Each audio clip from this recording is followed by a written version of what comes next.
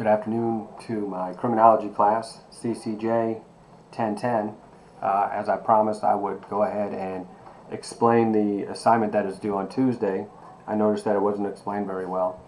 First, let me apologize about the textbook. Those of you who are using vouchers to get it, keep it.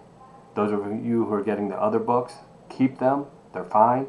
And what I'm going to do is I'm going to create a very dynamic use of those two books. Since we don't have multiple choice exams, it's going to be even more interesting having two groups reading from different material. I can make that work in a way that should be very creative and very interesting. In any case, let's take a look at the assignment that we have due on Tuesday.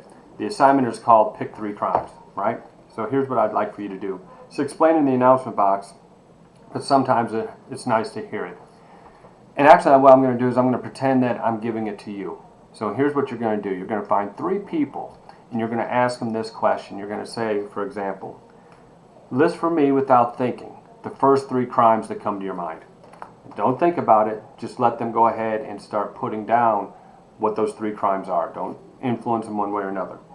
Once they have done that, then you ask them, did any of you choose murder? And if they choose murder, then you say, where would you go to find a murderer? If they didn't say murder, then what you're going to do is if they chose violent crime, then you're going to say, where would you go to find a robber?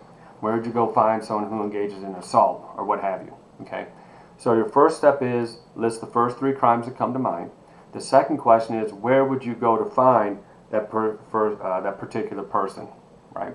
And the third step is, hold on a second. The third step is, let me pause this.